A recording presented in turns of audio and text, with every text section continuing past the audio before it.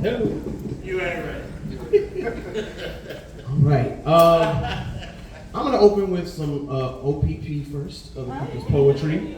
So, since we're talking about, I feel like it's just an intersection of things, and hip hop's observed birthday was yesterday. Observed birthday, because some people were like, what day was it? Other people claim this, other people claim that, but I just say observed. And so I'm going to read a piece by my good friend, poet Alan King, and the poem is called Sure, You Can Ask Me About Hip Hop. I don't know what we got. Yeah. No wrong answers with that name. Hey, no wrong answers. I'm like, you know. Nice. Okay. Sure. You could ask me about hip hop. What's my street name? No, I was never gunned down several times. Yes, my name is Alan. No, I never dove for cover behind parked cars during a drive-by. No, my life never flashed before me like a hologram. Oh, you think I look like 50 Cent? My rap shit only exists in the minds of those who shudder when I ask for directions or say, excuse me, when they block the sidewalks. No, I never had a record deal. I did get invited to read at a poetry festival in San Francisco. No, I'm not a studio gangster, brainstorming street beef scenarios with an agent, or rhyming in the booth about imaginary riches. I did write a poem about mouth-shaped orchids and their aromatic kisses. I never took anyone's life or made anyone give mouth-to-barrel resuscitation to a loaded weapon. I did almost cry the day my niece was born. Huh? No, my battle scars come from climbing trees and playing with fire. Oh, you think I look like Lajuan? No, I never had dreams of balling in the NBA. I do dream all the time about one of my poetry collections winning the National Book Award. I never knuckled up with guys who hit switchblades under their tongue. Never been knocked unconscious, left lying on a clubroom floor. Never bought a hoodie. Wait, I did buy a hoodie once, but I never bought rolling paper or reefer. Never bought blunts, used box cutters, or brass knuckles. Never bought anything beginning with the letter B, except books, blistex, and a Bible. Oh yeah, and blow pops. I never inhaled marijuana, shotguns blown from death's lips. Never wrote a love song to a firearm. I did write a love poem for an aunt I once lost. I lost to cancer. I guess my presence intimidated, but that wasn't me handcuffed sitting on the curb while police searched my car. Oh, you rap too? That's nice, huh? Oh, you got tattoos? Oh, you that street, huh? I think I know you. Weren't you in that movie, Jackass?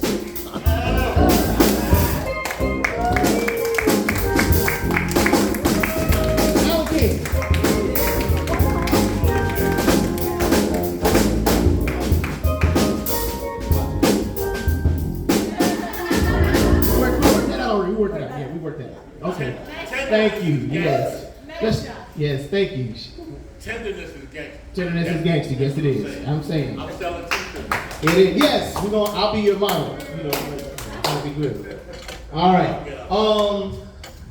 So, we got any yoga practitioners out there? We got people practicing yoga. Okay, kind of like, even if you do a little bit, that's cool. It's just a little shoulder, or even was it Savasana just laying on your back? Yeah, that's yoga. Yes, that's yoga.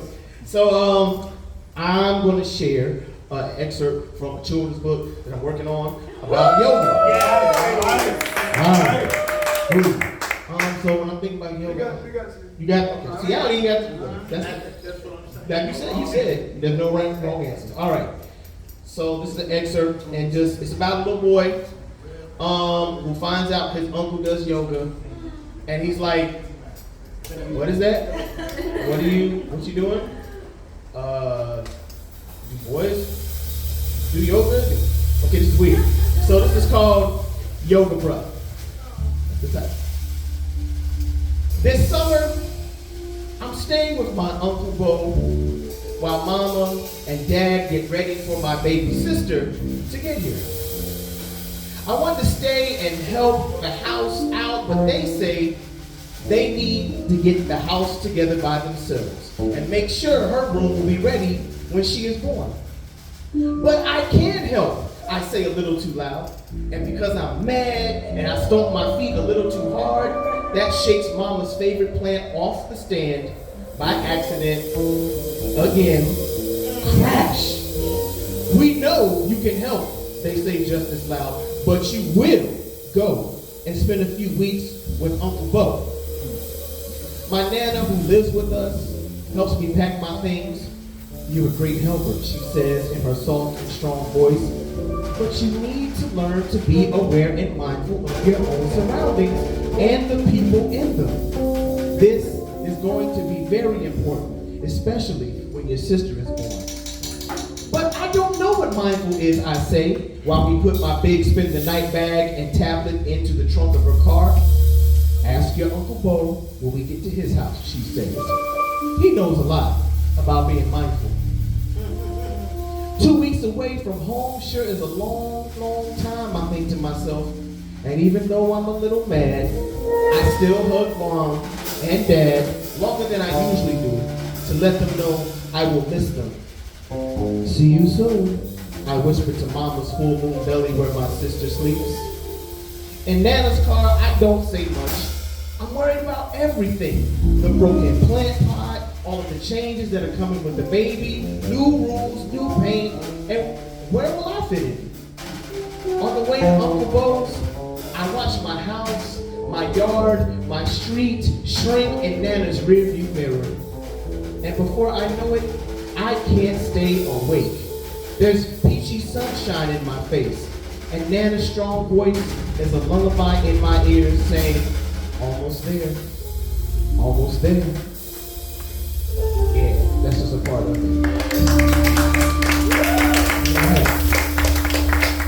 Okay. And can we keep that going? Oh, my bad, I messed it up, okay. And so this is just the second part about yoga. So this is about the first time I did a headstand. I was like, no, I did it. So this is called How the Aquarian Celebrates His First Prolonged Yoga Headstand, or the joy of upside down. All right. After the many falls and the sweatshirt t-shirts, after getting my toe caught in the air conditioner vent, after the steady hands of yogis helped my tower of flesh stay steady, after the many classes of fighting the bulb of fear in my throat, after finally getting that damn tent with the hand things right, after bruising my fingers when I rolled on them with my ever-complicated bulk, after quitting and staring at that damn GNC blue yoga mat from the couch, after learning to fall and relearning to fall, and then welcoming the falling, after the quiet tips about forearms and peering through my locks, curtaining my eyes, and watching all sizes and shapes of bodies on YouTube hoist their heads onto their heads, slow and salubrious like ice flows or cloud formations ascending skyward, I trusted everything about my body.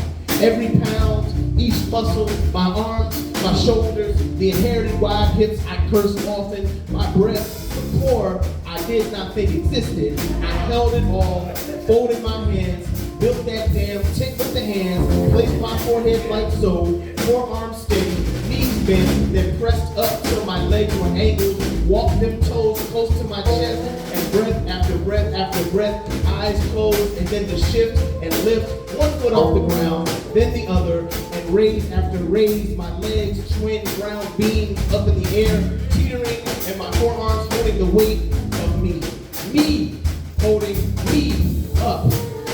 My head and neck working in tandem. Then I opened my eyes, my kitchen upside down, the familiar fridge, my sink, the painting, stalactites, my breath half pant, half sobbing. I held for a forever minute, then bit my leg, formed a diamond, did not fall, and raised my legs straight again. I was my own temple. Smoke-colored, chestnut-colored column, I lowered back down on the mat, breathing hard, feeling the blood waterfall back down through my body. Then I yelled, slapped my mat, and wept in child's pose.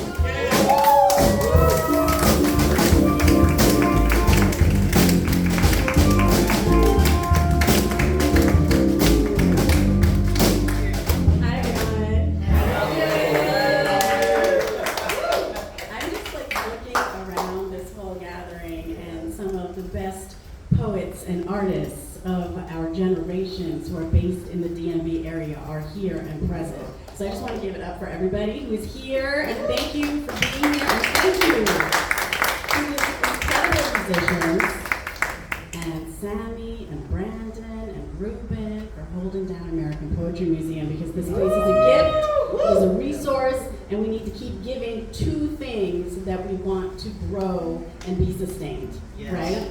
We know we got a lot of nonprofit people who understand how that stuff works over here, so thank you. And thank you, Derrick, Weston, Brown, for opening things.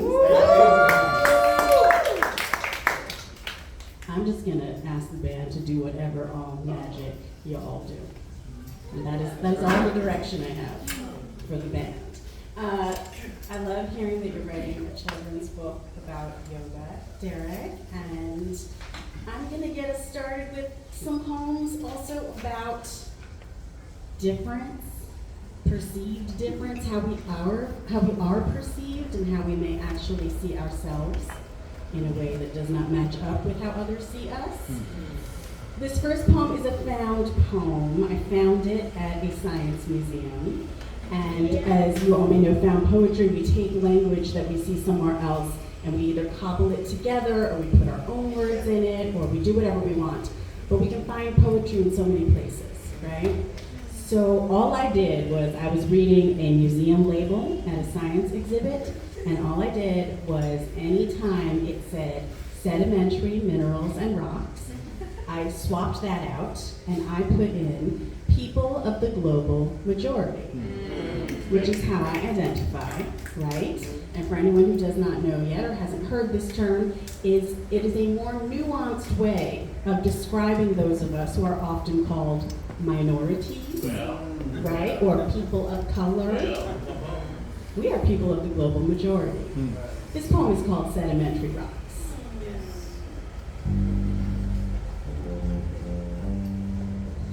People of the global majority are extremely varied, differing widely in texture, color, and composition. In total, these people cover about 3/4 of the Earth's surface.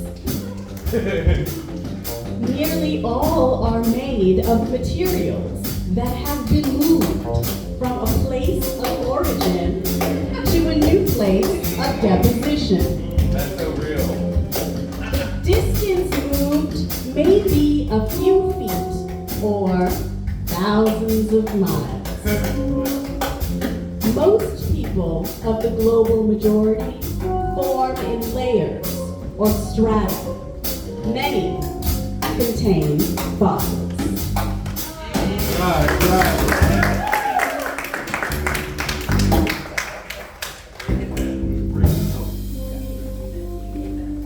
I'm coming right back in, folks. I just stepped up for a second. This poem also uses that term, and this poem, I don't know, it's kind of a composite of experiences I have had or witnessed that we might call microaggressions. Micro because they happen between two people, not because they are small in impact, right? This poem is called Turn On Push Notifications. When the non-transferable invitation says business attire or national dress, you wear what they think is your nation. Get those, oh, I love your culture smiles from liberal white people. Tonight, you are here to perform arts panelists, answer their questions about the ways we talk about what we do and why, and what are the themes here, and do they burn you? Your friend was asked to share a poem, and did, but not before they told him his best pieces are too political. And could he bring something a bit more celebratory? And maybe he could use the word diversity in there. You sip your drink and snap when he takes the stage. Commend one of the few speakers here for whom majority. Remember that time you were in that play and it centered white fragility and white supremacy and the white gaze, and some of your white friends came and they were so excited and OMG, we needed to hear that. And then remember how you keep telling yourself that maybe they could handle it if you alerted them to their casual supremacy. How pavement puddles steaming with their preferences attract the most incisive stings. How you itch each time you spell and pronounce and recite silence in sympathy while they keep talking. But maybe if you tried, you could chill that smog of sweat so humid you've been wearing it since the start of your 15th DC summer. Because these days, we name every season what is going on and how much more can anyone. Every old poem about this country is relevant. Every TV show is streaming, bingeable, forever on repeat. Why? And what are the themes here? And do they burn you?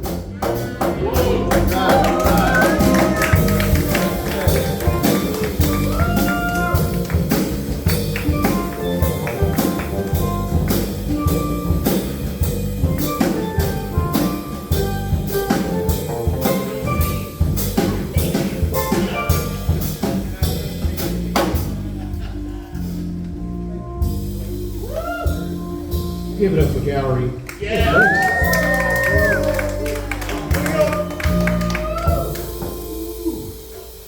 Yo, it's so cool. It's a summer day. People are out. You know, poetry is happening, and it's so great to have. I would say this institution. I'm not gonna say this venue, but this institution here, American Poetry Museum. So, yeah, let's give it up for maintaining our institutions and showing them support.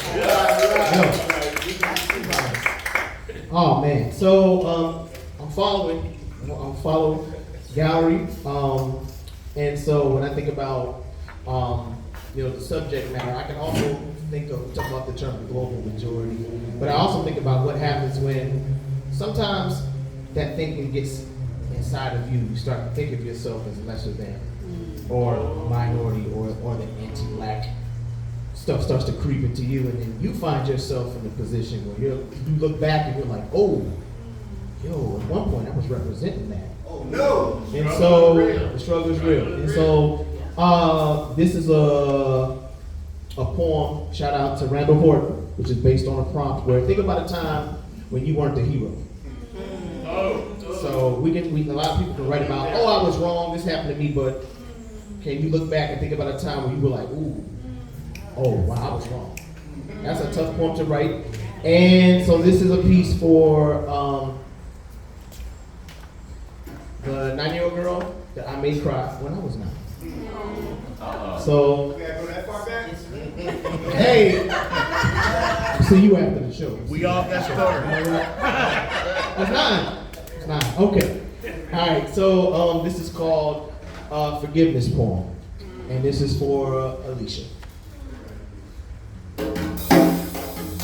Alicia Turnbull didn't do anything but breathe and be a girl. It was her skin we didn't like. This was back then when to be dark-skinned was to become a punchline. Hey, Alicia, you so black that when they called your name in night school and you said here, they still called you absent. Alicia, you so black, you leave fingerprints on charcoal. Alicia Turnbull didn't do nothing but be a girl, be a sister, the darkest child of her family, in her class, in after school. We tore her down daily. What a smile. We smashed it. What a laugh. We choked it. She cried every day, fought the older girls who smacked her upside the head and called her names and claimed even then they could not knock the black off. I was the nice one, but I pitched in too. The day she tried to sit next to me at the swimming pool, my friends, they started hollering, so I turned to her and said, don't nobody want to sit by your old ugly black self? Alicia didn't do anything but breathe, be a girl, a sister, a daughter. We made her a shadow, stole her life till she disappeared. Forgive me, Alicia, for not seeing her beauty and believing the perm kit, TV, fading cream whispers that said our brown, cocoa, red tinged, blackberry hues added injury to insult. Forgive me for believing that night held no glory today. Forgive me for holding whitewashed fairy tales as truth. Forgive my ugliness and my dark heart. Wherever you are, forgive me.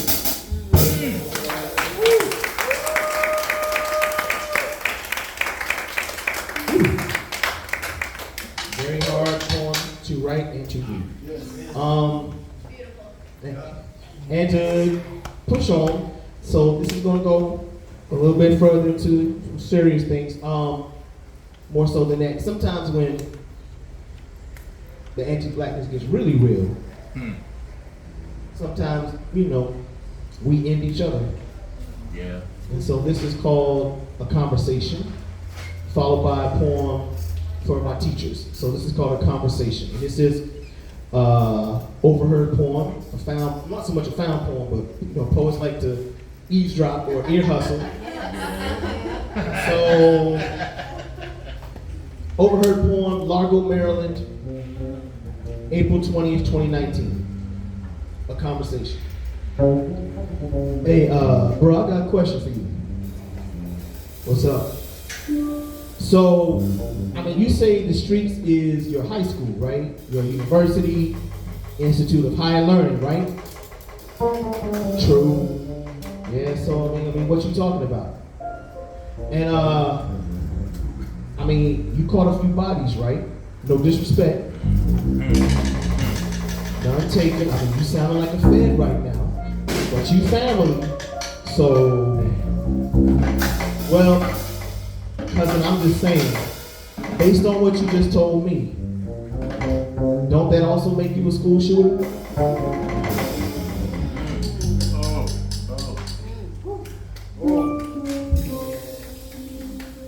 Okay, we'll keep it going. And this is for our teachers out there. And this is after Yusef Komanyaka's poem called Facing It.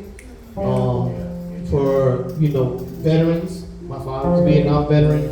And this poem is for teachers who I also feel in these days of time are veterans. So this is called Half-Mast Days. I said I wouldn't, damn it. No tears. Facing it. Yusef Komanyaka.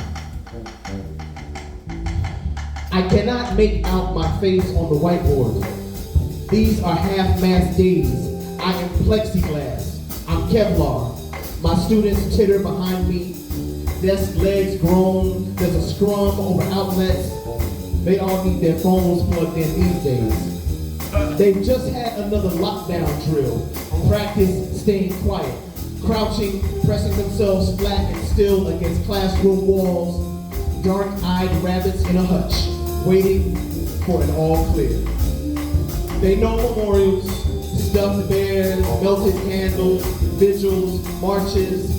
I am wiping away the evidence of the last teacher's lessons, but the words linger. This is our memorial. Teachers and students, faded names on a wall, letters of smoke. To my left, movement. My co-teacher runs a hand across her face, wiping away tears. No, she's pushing her braids back. I turn from the board. A student is hunched underneath her desk, frantic. No, she's just fishing for a pen.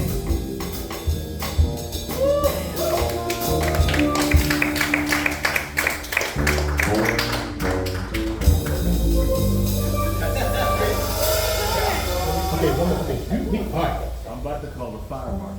Oh, Hiding. all right. All right, so last one. This is for my dad. I love him, and as many of us know, love is complicated. It's complicated, especially with family. So, I heard that, yeah, buddy. Okay. So, This is for my dad. And one of the ones I memorized because I read it so often. So it's for dad. It's called Legacy. It's short. Legacy.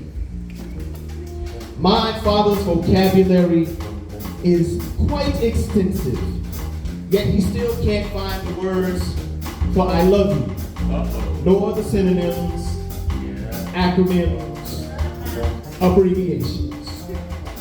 I guess this is why I am a poet. I inherited the words lost in his dictionary. I am the next volume updated. I am his New Testament.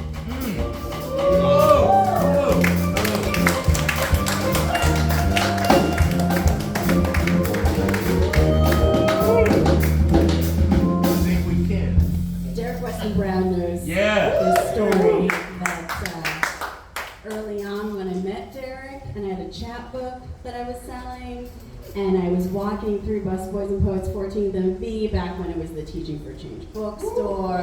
We both worked together later on in years. But I walked by and Derrick Weston Brown said, "Hey, on your way back from the restroom, can you sign my chapbook?" And I was like, why do you even know who I am, let alone my chapbook? And years later, when Derrick met an old friend of mine, she said, oh, wait, are you the Derrick Weston Brown? And I was like, I'm not supposed to tell people I say these things, but yes, that is the Derrick Weston Brown. Thank you, Derrick. You know, you closed with a poem speaking of your father. I'm going to start with a poem speaking about my mother.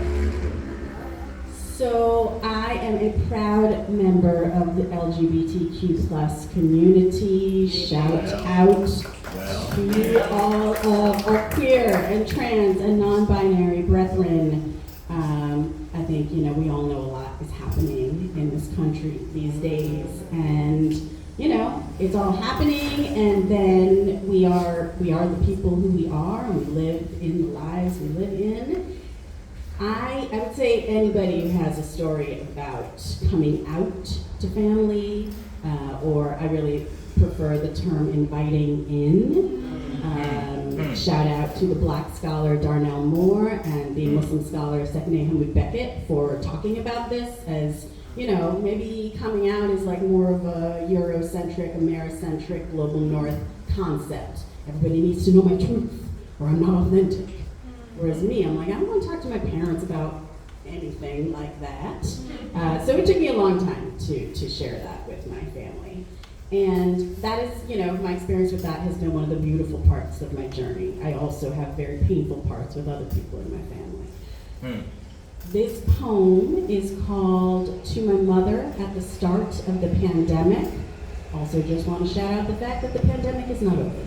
Thank you. Thank you. Yes, it ain't. To my mother at the start of the pandemic. Dear Amma, how do we mourn what surrounds us? How we do the doing, keep the walls from falling, pantries stocked, silent soundscapes. Yesterday we talked about motivation and none and time and endlessness, of nourishment and cooking and feeling too tired to try, of my childhood and your mother making my favorite curries and stitching her own sari blouses all the years she lived with us, and how I never knew it was you who sewed my dresses. I informed you that though I loved the plastic headbands you purchased me, I broke them one at a time on purpose. Hiding on the staircase, boiling with the anger children can summon, directing it at the hardest objects in my possession. I knew they would break, not bend. We spoke of your Hindu wedding and how your parents' church objected. You reminded me that no religion could cleave us.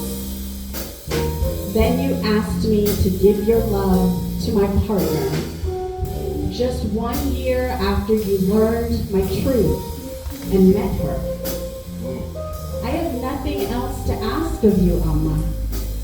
Only, can we keep growing together?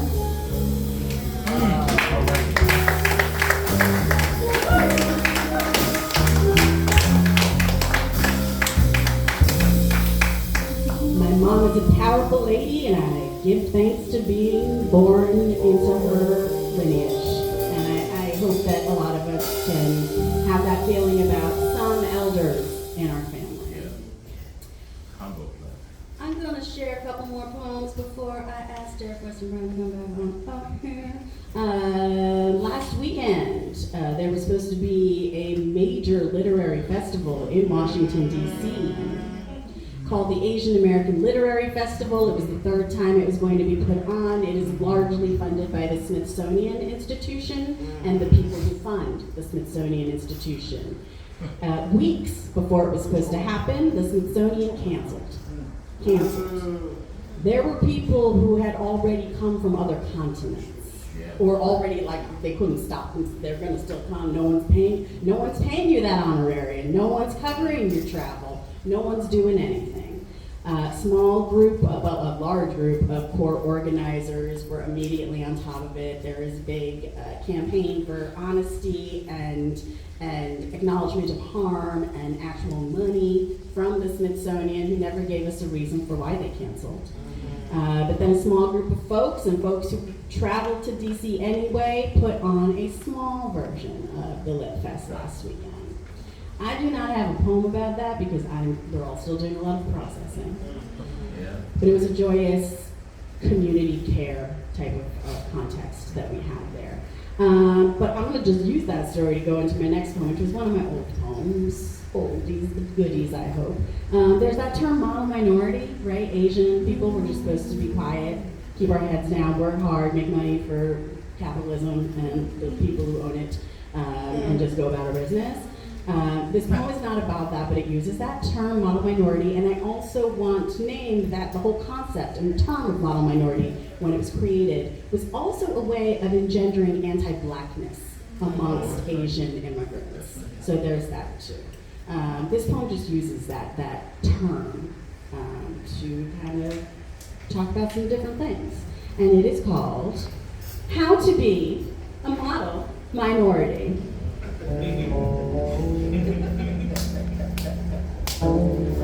They say, be still, be small, stay seated, stop squirming. This may be your life, but they'll say what it's made of. They say a little sweetener on a spoon will make it smooth when the meds go down. They say they have the recipe to make you function, to pop, snap till you crackle.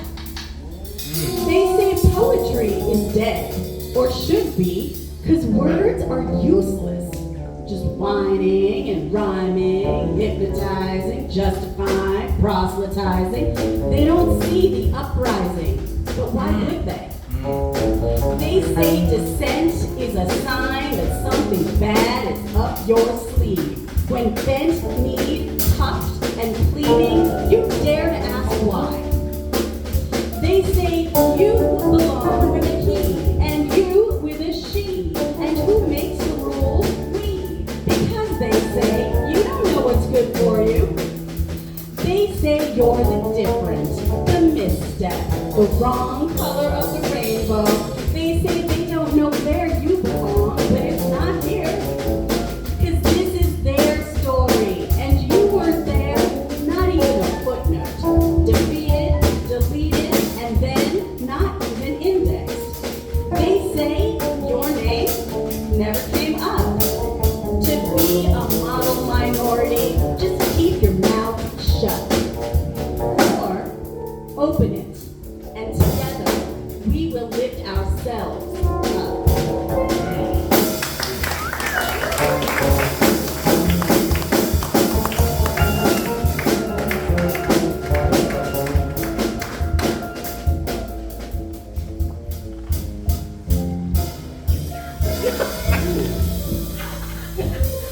All right. It's hot in here. It really is. The room's levitating. I'm saying. Shout out to all the smiling faces out there. You know, all the people listening, and yo, let's give it up.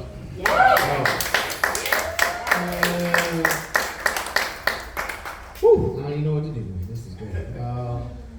I like this going back and forth, kind of the round robin style. You know, I feel like, you know, we're playing tennis. I don't play tennis, but I feel like we're playing, we're doing it, and this is awesome. Let's see.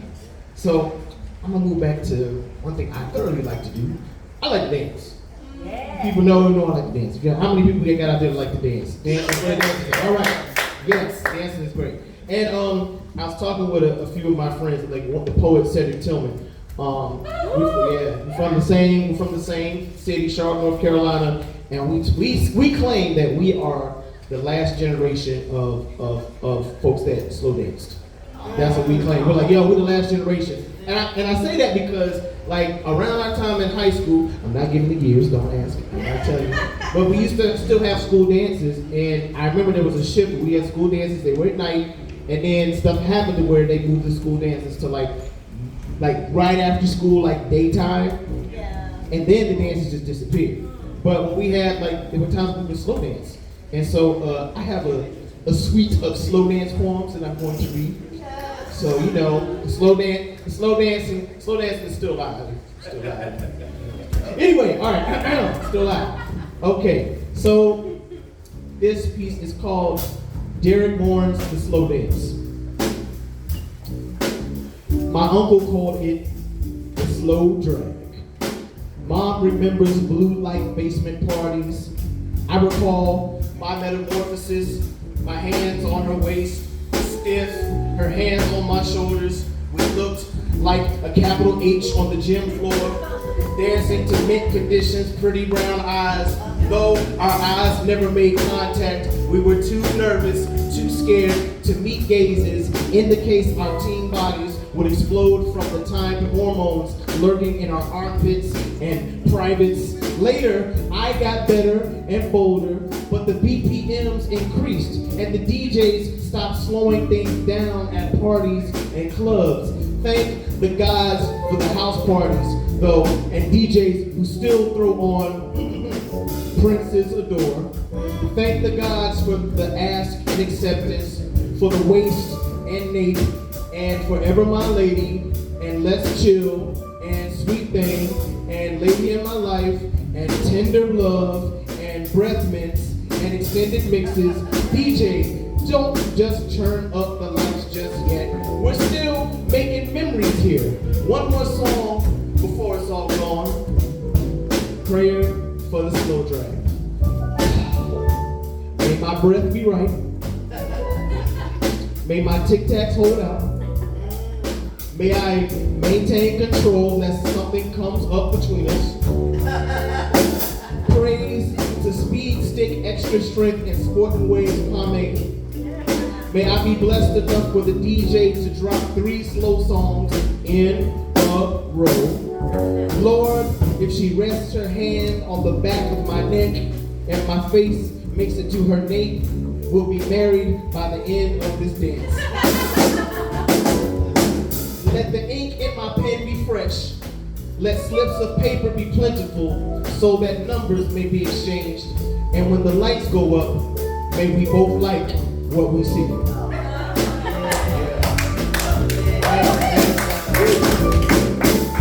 After that dance, you know, hey, you're sweating, you know, things, you know. All right, this is the last of the suite, and this is a bop. And a bop is a poetic form. Shout out to Elder Alpha Michael Weaver who created the bop. Shout out to form. I dig it. And so this is called Slow Dragging Till the End of the World. And it has a quote from the Al Green song For the Good Times. Don't look so sad. I know it's over. But life goes on and this world keeps on turning. Yeah. Let's just be glad we have this time together. There is no need to watch the bridges that were burning. Where are the soft landings these days? The bad news scroll is a panicked, raw-boned horse with algorithms flooding its heart. Every morning, a new death variant appears. Cool Ranch, Mystery Mix, Live Wire, Code Red, Frost Glacier Cherry. Don't look so sad, I know it's over. Are we still boasting that we have no fucks left to give? Still stomping out and about, broad-chested with open lungs? We outside. We've washed our wringing hands in fault, paid out our pittance, licked our fingers before turning the page on atonement. We in our bag again? Don't look so sad, I know it's over. The last time I slow danced was in my living room. The last thing I saw before I closed my eyes, a bared shoulder and light maple brown wood floors. Everything after that was nape and butter rum skin. I forgot myself in the moment of that march we joined the sick and shut-in list. Don't look so sad, I know it's over. But life goes on and the world keeps on turning. Let's just be glad we have this time to spend together. There is no need to watch the bridges that were burning.